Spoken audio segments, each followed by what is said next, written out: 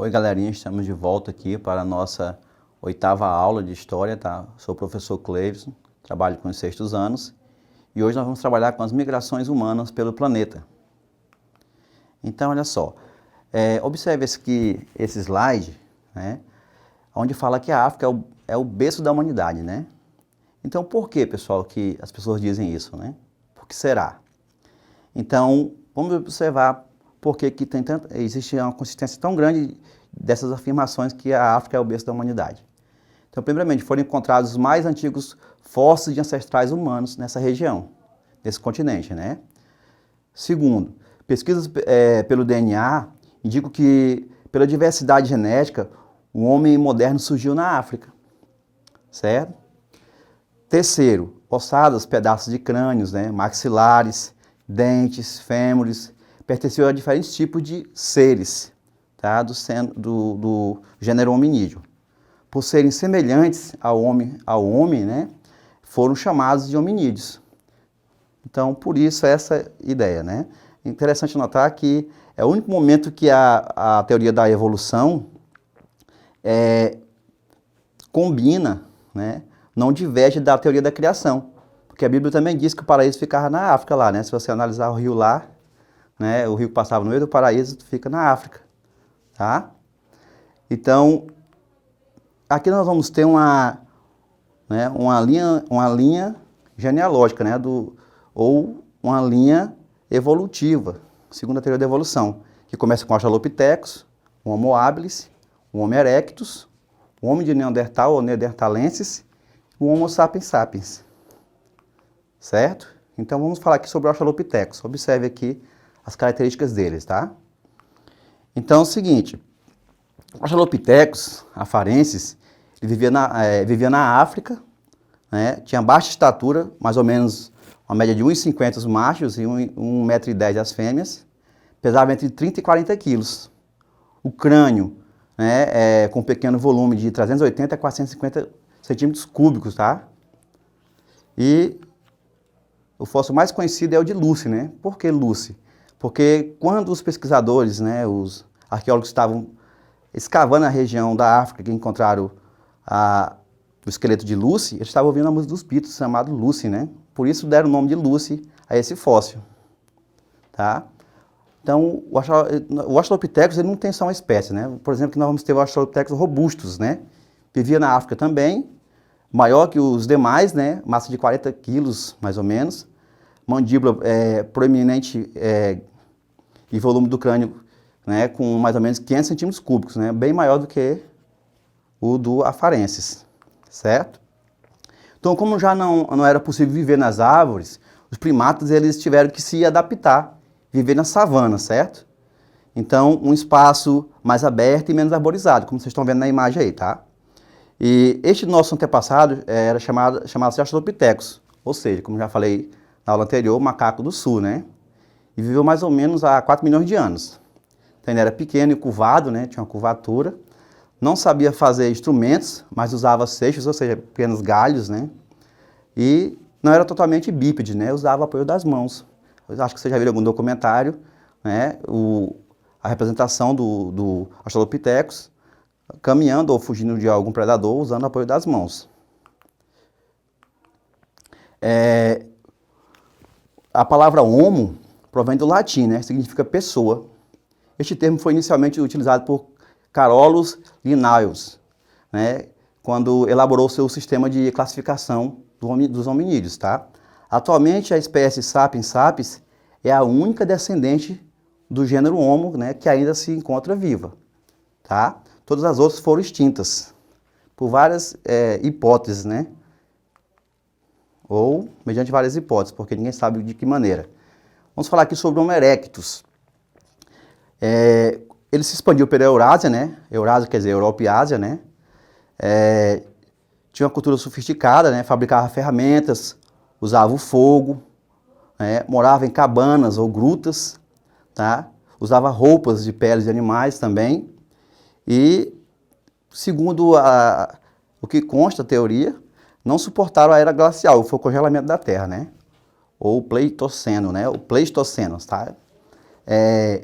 originaram-se, ou possivelmente originaram o homem de Neandertal, tá?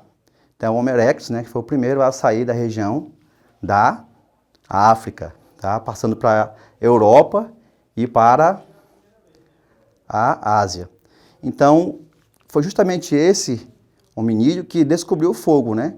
Isso modificou muito a sua vida, já falei para vocês na aula anterior, né, que isso possibilitou, né, a defesa de animais durante a noite, né, o aquecimento, né, a produção de alimentos, de passar a sentir o sabor dos alimentos. Antes comiam só por comer, né, agora já comia uma carne assada, né, uma carne pré-cozida e assim por diante.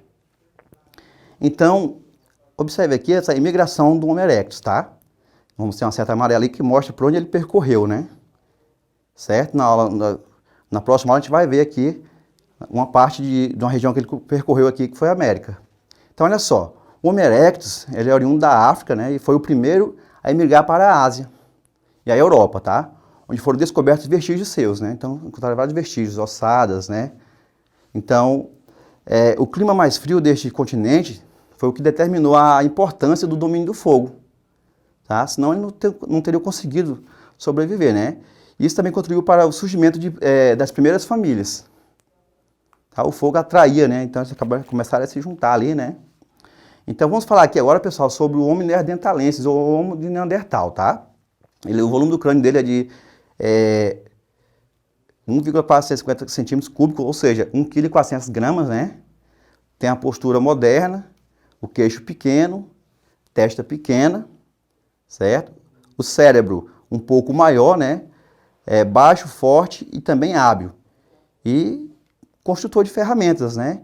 Possivelmente ele conseguiu, né, digamos, melhorar as ferramentas do Homo habilis, certo? Formavam grupos de caça, passaram a enterrar seus mortos, né? Teorias para o desaparecimento. Como é que ele teria desaparecido? Também, possivelmente, ele tenha sido extinto por condições climáticas ou conflitos, né, com outras populações, com outros grupos, né, como o Homo sapiens sapiens, por exemplo. Então, olha só, o Homo de Neandertal habitou a Europa e parte do oeste da Ásia, né, há cerca de 300 mil anos, né, aproximadamente, né, até 29 mil anos atrás, tendo coexistido com o Homo sapiens, certo? Alguns autores, no entanto, consideram que os homens de Neandertal e os humanos subespécies do Homo sapiens, nesse caso, o Homo sapiens neanderthalense e o Homo sapiens sapiens, respectivamente, certo? Então, quer dizer, ele coloca que, alguns autores colocam que o Homo de Neandertal seria uma subespécie do Homo sapiens sapiens, tá? Alguns autores, outros não, que ele era um Homo sapiens, tá? Os neandertais viviam em grutas, né, cabanas, construídas com ossos de mamute e pele de animais. Alimentavam-se de carne, de renas, de mamutes, de veados e ursos de cavernas, tá? Eram caçadores, coletores, né, e provavelmente eram nômades, certo? E provavelmente foram os primeiros a enterrar os mortos, contradizendo a especulação de que eles eram uma espécie rude, certo? Os membros do grupo, eles eram enterrados em posição fetal. Observe naquela imagem lá, que ele está sendo sepultado ali, um dos membros, na posição fetal, né? Isso evidencia o quê? Né? É uma simbologia com possível significação espiritual de vida e morte, tá? Então mostra que o homem de Neandertal foi o primeiro a desenvolver essa chamada religiosidade, né?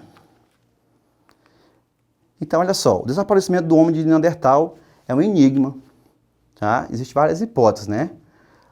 As mais defendidas são o confronto com o homem moderno, né, que é o Homo sapiens sapiens, que veio da África há cerca de 40 mil anos, né? O hibridismo, né, com a absorção dos neandertais entre os descendentes do homem moderno. Um exemplo disso é o menino do Lápedo, né, em Portugal. Exemplo da possível descendência através da mistura de genética. Então, por isso que eles colocam que seria uma das maneiras, ou uma das formas pela qual o homem de Neandertal desapareceu, tá? O cruzamento entre o Homo neanderthalense e o Homo sapiens sapiens. Então, aqui nós vamos ter aqui o esqueleto, né, do Homo sapiens e o Homo neanderthalensis. Então as diferenças são bem observáveis pela largura do quadril, né, da bacia, e também das costelas, né, da parte superior. O Homo sapiens sapiens, né, ele é mais alto, é mais ágil, né, que os anteriores, tem um comportamento social mais complexo, ele desenvolveu a linguagem, a simbologia, que é a escrita, né, e também a arte. Então aqui nós vamos ter um esqueleto, né, mostrando o Homo habilis, né, aliás, três esqueletos, né, o Homo habilis, o Homo erectus e o Homo sapiens sapiens. Então mostra que o Homo habilis era bem mais, né, digamos, tinha um quadril bem maior, né, a parte das costelas, né, do tórax. Já o Homo sapiens, o Homo sapiens sapiens, né, aliás, desculpa pessoal, o Homo habilis, o Homo erectus e o Homo sapiens, tá? Então, bem semelhante o Homo erectus para o Homo habilis e o Homo sapiens não, tá? O Homo sapiens é um quadril menor, né, mais alto, né, o crânio menor, em certo sentido, mas com a capacidade cerebral maior, né, mais ou menos 1,5 kg mais ou menos, né? Então, olha só, pessoal, na próxima aula, nós vamos falar sobre a chegada do homem na América, porque esse conteúdo ele é bem amplo, né? Então, nós vamos fazer uma atividade agora, tá? Vamos observar aqui. Nós vamos ter 3 questões, tá? A primeira diz o seguinte, ó. Ao estudar a evolução da espécie humana moderna, Homo sapiens, observamos o surgimento de várias características em espécies ancestrais que beneficiaram seu estabelecimento e sucesso no ambiente. Entre essas características, podemos citar a bipedia e o desenvolvimento de ferramentas. A primeira espécie, reconhecida como capaz de fabricar artefato de pedra, é chamada de, aí vamos ter a opção, né? A, Homo sapiens, B, Homo habilis, C, Homo neanderthalensis e D, Homo erectus. Então analisem, pensem aí, né? Pelo que vocês observaram na aula, qual desses homens desenvolveu a capacidade, né, de produzir objetos de pedras, né? Ferramentas. A2. De acordo com o que foi estudado nesta videoaula, o primeiro ser do gênero Homo a sair da África foi, bora lá mais uma vez, né? A, Homo sapiens, B, Homo habilis, C, Homo neanderthalensis, D, Homo erectus. Então, pense aí, analise, que daqui a pouco a gente vai observar as respostas, né? Ver se vocês conseguiram, né, acertar. E a 3, né? Ainda com relação ao gênero Homo, é correto afirmar que o primeiro deles a sepultar seus mortos e com isso demonstrar uma possível espiritualidade religiosa foi. Tá? Então, quem foi o primeiro a sepultar seus mortos e demonstrar uma possível espiritualidade religiosa? Foi o Homo sapiens na letra A, o Homo habilis na letra B, o Homo neanderthalensis na letra C, ou o Homo erectus? Então, bora lá para as respostas. Então, bora lá. Aqui a questão 1, né?